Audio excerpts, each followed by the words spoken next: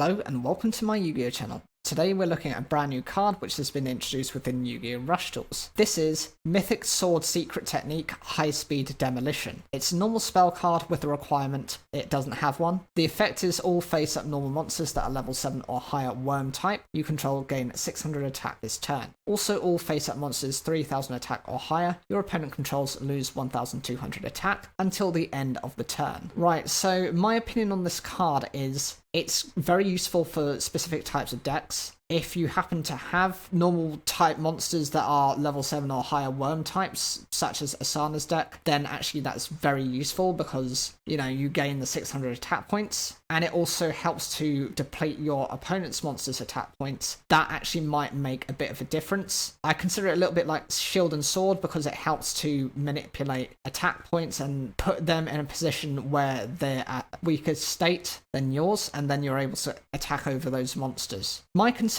with this card is very specific only to worm type decks, so it can only be used in those. The other thing is it's quite powerful for a worm exclusive type of deck, and it shuts down most of your opponent's monsters that are some of their higher boss monsters. So for example, a number of the maximum monsters are somewhere around the range of 3400 attack, and so it shuts them down. It also shuts down monsters such as Blue Eyes White Dragon that happen to just be across the 3000 attack threshold, making them 1800 attack. At that point, they are more susceptible, and you can beat over those higher resourced cards. My concern is just it's too specific, and I wish they would make a more generic version for anyone to play. As it is, there aren't that many worm-type monsters out there, and the best ones are exclusive to Asana's deck. I know that's the point, but it misses the point in the other respect that you're going through the direction that the original series of Yu-Gi-Oh! Went through. It started making very powerful bespoke cards for certain archetypes, and people tended to favour those across any of the other types of support that were coming out at the same time.